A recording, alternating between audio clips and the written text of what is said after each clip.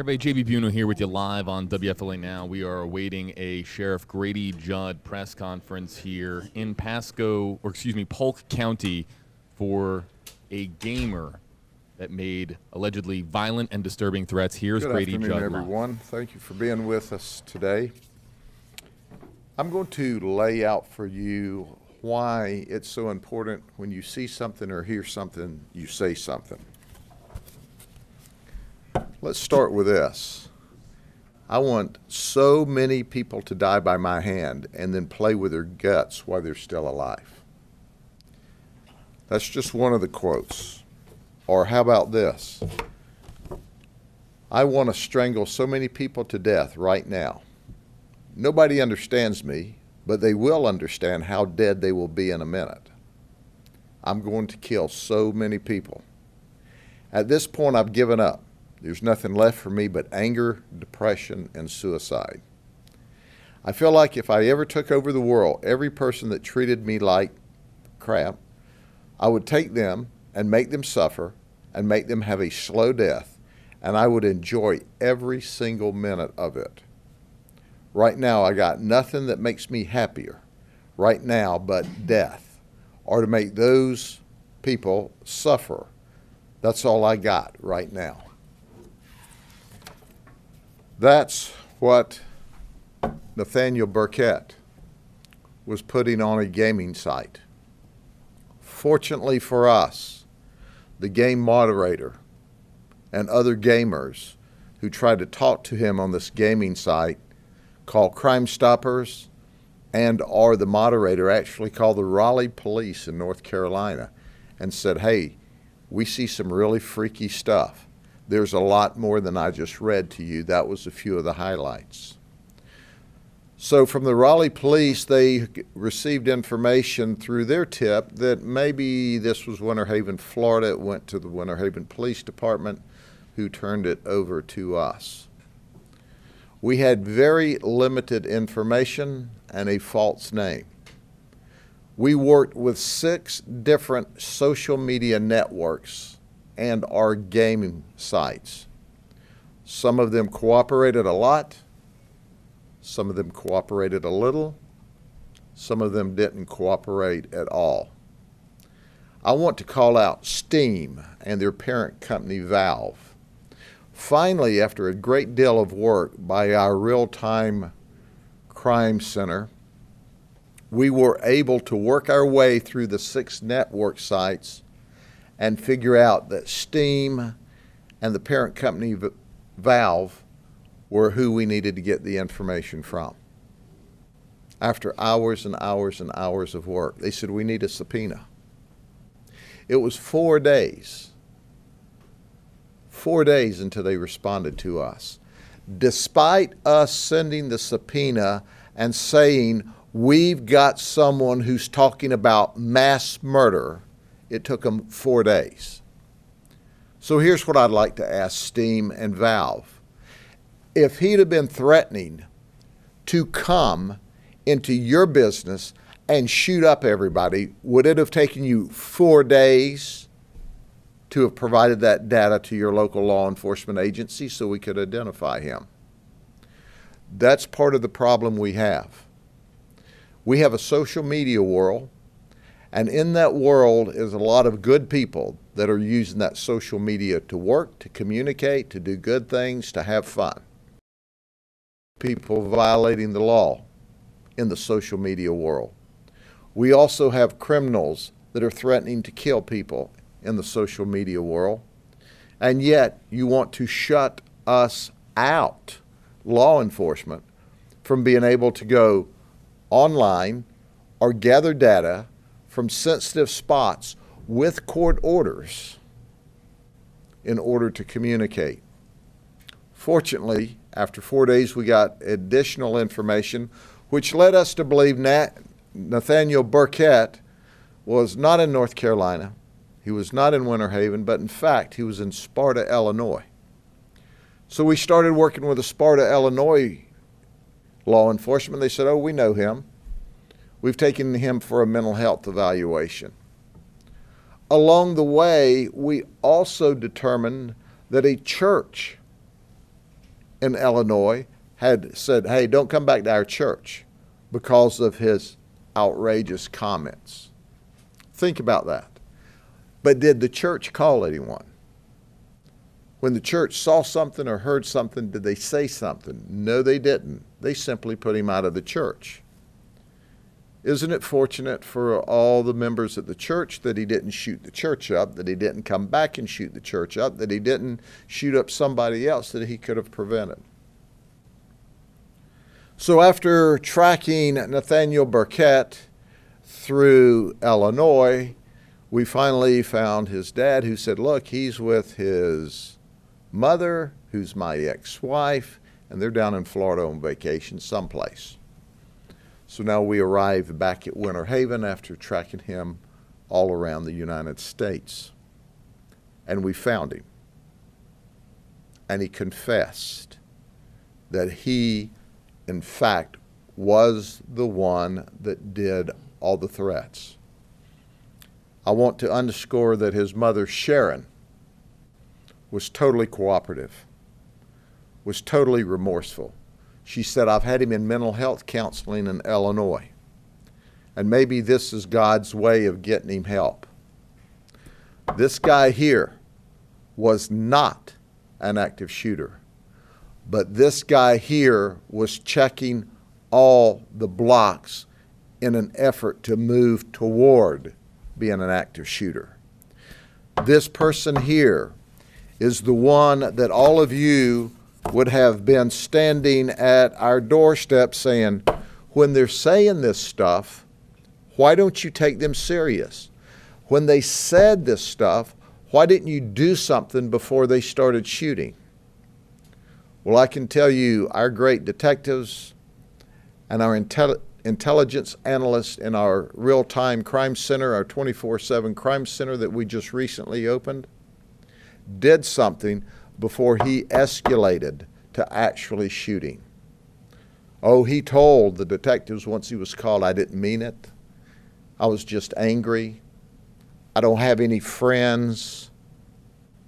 People reject me. They make fun of me. He was bullied. Ladies and gentlemen, I'm here today because this guy was checking all the blocks. I'm here today because many of the social media companies, which make millions and millions and millions and more millions of dollars, didn't cooperate or just cooperated enough to say that they checked the box.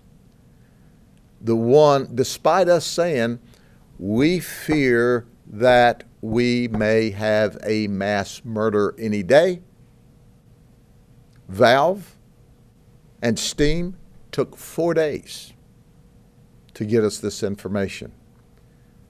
Here's a word to the social media companies. When we come with these urgent requests, we're not doing it for an exercise. We're not doing it as a sporting event.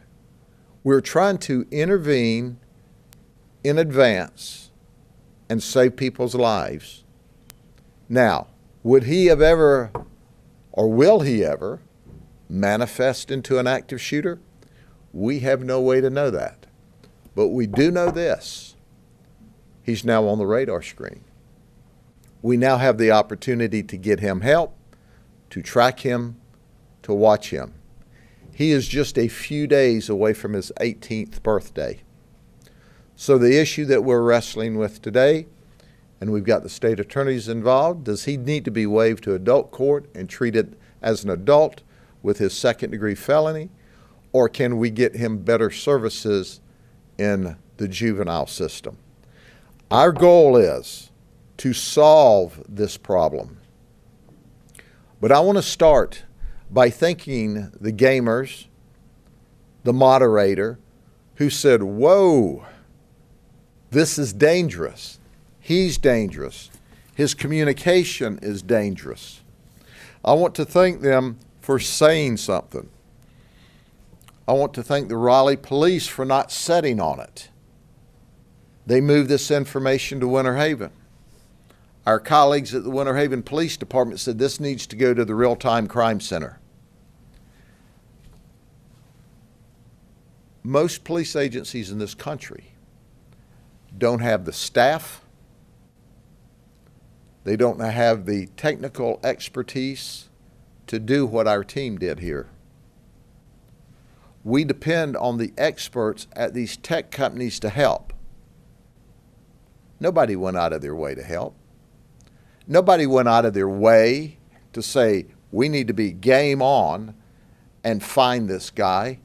They all hid behind the cloak of lawyers and smoke and mirrors and did just exactly what they had to, acknowledge nothing, give us a subpoena, and we'll get to it when we can.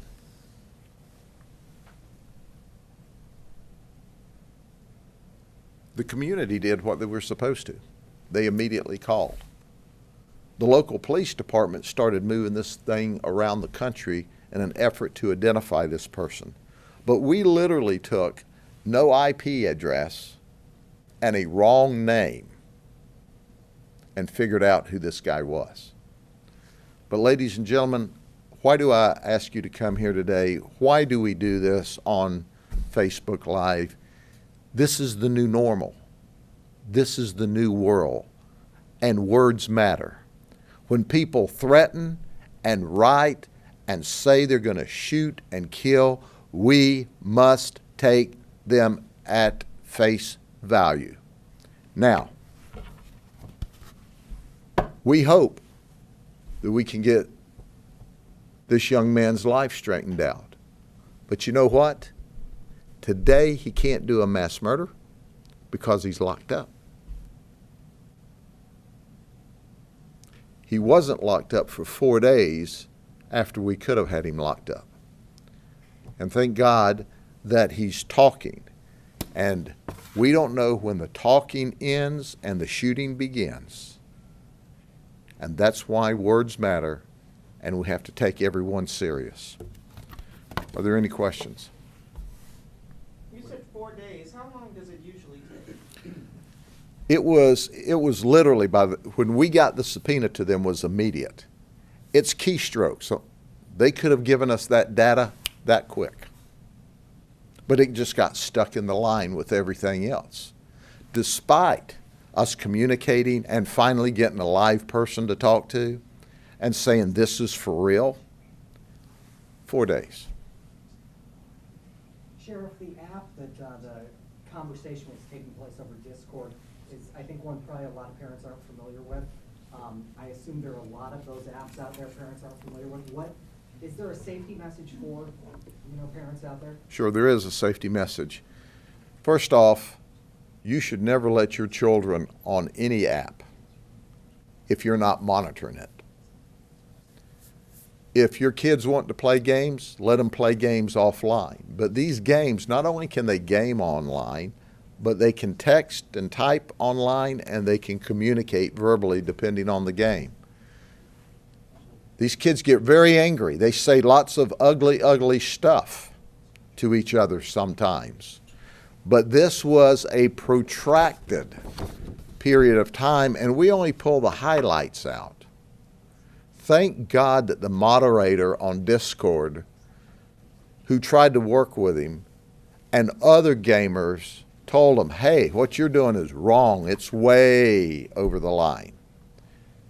And the moderator went forward and didn't stop until she got someone's attention. But it was a challenge to get any attention from the social media people. They've got to join us. They've got to quit fighting against us and understand that we're glad to get subpoenas or search warrants or whatever government document you want from the courts to give us this information. But when we're saving people's lives or trying to save people's lives, we need help in minutes, not days and weeks. And what we experience is a response that typically takes days or weeks. Now, some of the sites, and that's why I haven't mentioned all 6 of them, They were as cooperative as they could be, as quickly as they could be. Why were there so many sites? I mean, did you not know? It was Because we didn't know where it was, and all this data was moving around. AT&T was wonderful. It was moving through their site. Google was wonderful, but they didn't have the information. When we got to Steam, that's when we knew and could have gotten the information a lot quicker. Am I hot about this? You bet I am. But here's a word to the wise for these social media folks. If you don't cooperate on your own, we get legislation and force cooperation. But for the sake of humanity, why wouldn't you want to help when someone's out here threatening mass murder? Why wouldn't you want to help right now? And here's my statement to those social media companies. If they were threatening mass murder in your home, in your business, in your house of worship, in your children's school, how long would it take you then to help? I bet it wouldn't take 4 days. Heck, I bet it wouldn't take 4 minutes if you could do it in anything less than that. Yeah, who was just at the MSD meetings, and we were talking about the revolving door, you know, and how does this not become a revolving door situation with him where he just goes in, he comes out even more angrier than before because he got caught, and then acts on his ultimate goal? I appreciate you asking that question. The reality, he would be part of the revolving door had he hooked up with most police agencies in this nation. Because most of them don't have the talent, the resources to deal with this.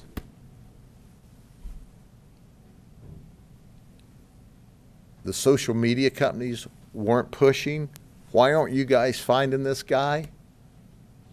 Why don't they have algorithms when people start talking about shooting and death and murder and mass murder that they go, whoa, wait a minute.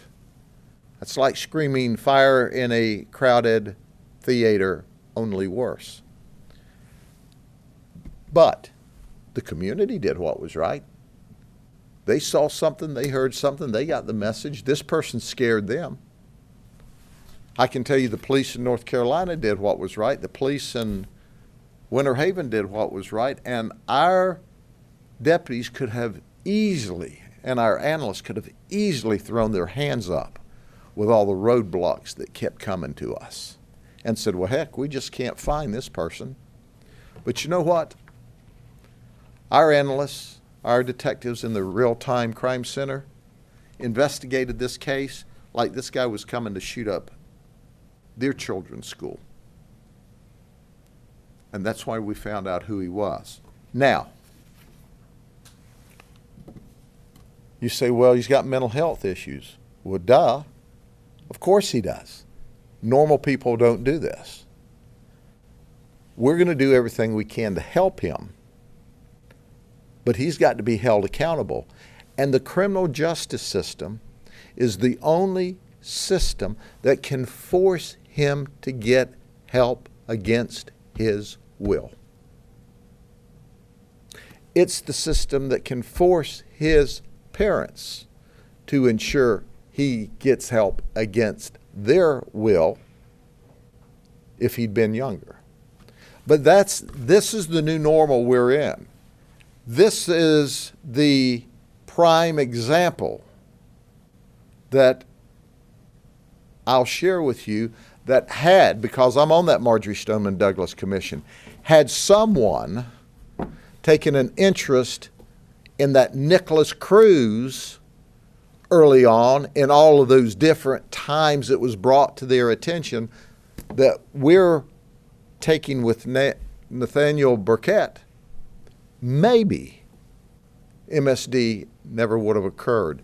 Now, I can't speak for the future, but I can tell you this. We're putting everyone on notice. The prosecutors in line, the public defender, DJJ. We're going to put the judges on notice. This guy's threatening. It's not far from this to this. He's threatening. Don't let him turn out to be a Nicholas Cruz or one of the other mass murderers. We've got to identify these people. This system worked today like it was supposed to, despite the social media people having no sense of urgency. So he was here vacationing? He was here with his mother, and they were spending some time with a friend of his mother. His mother was totally cooperative. I would even say she's relieved. We told her there was going to be a press conference, and she said, it's going to be embarrassing, but if it saves his life or makes a difference and saves somebody else's life, it's worth it. Did she have any idea what was going on? She had him in counseling in Illinois for the same thing. But he's back behind this again. I mean, he's 17, he's not 6. He's a man. But his mother was so cooperative and so concerned, and she understood. She said, look, if I'm embarrassed, if our family is embarrassed, that's okay if he's helped or we stop another person from victimizing or shooting someone up. His mother gets it. What was it that pinpointed Winter Haven? He apparently gave some indication that he was in the Winter Haven area in some of his communications, but he was using fictitious identifiers, and we didn't have the IP address, so we couldn't. We went all around the country, and through 6 different social network sites before we figured out who he was. The work by this 24/7 RTCC team of ours was unbelievable. Unbelievable. When did the investigation start? I believe we started about the 17th of October. Any other questions? So was he using a computer in Winter Haven? Yes. Yes. He was still in Winter Haven when you. He was in Winter Haven when we found him. Once again, it's a tough situation for Mom and the family, but I appreciate what Mom did more than you know.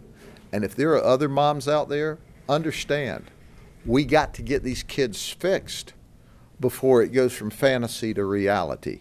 And we have no way of knowing if or when it goes from fantasy to reality.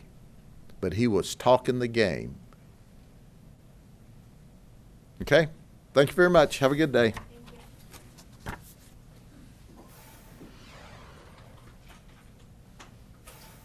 That was a press conference from Polk County Sheriff Grady Judd there in Polk County at the Polk County Sheriff's Office again for a 17-year-old gamer arrested in Winter Haven, accused of making violent and disturbing threats online because he was jealous of other gamers getting praise and validation.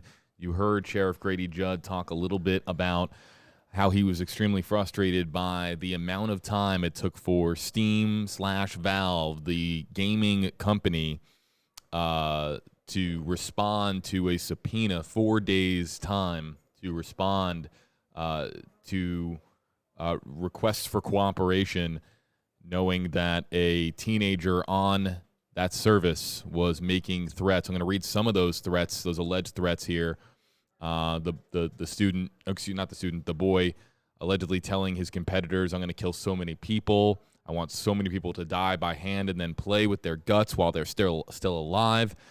I get pretty happy when I imagine myself being a villain going on a mass murdering spree like in a movie. He also made suicidal comments. We're going to have a lot more on this story coming up on News Channel 8 in our evening newscast tonight, your NBC station right here in Tampa Bay, as well as on WFLA.com and in the free WFLA app. We have lost our signal from Polk County, from the Polk County Sheriff's Office. This has been a press conference by Polk County Sheriff Grady Judd here live on WFLA Now. Everybody, thanks for being with us. We have a whole lot more to come here on WFLA Now, including a look at the tropics. We have a weather update coming your way about a tropical depression that is forming in the Gulf of Mexico, as well as coming up in, I think, closer to 2:30, we have an update on the depressions here in the Tampa Bay area, the depressions that have formed. So a lot more to come here on WFLA Now in the hours ahead. Thanks so much for being with us.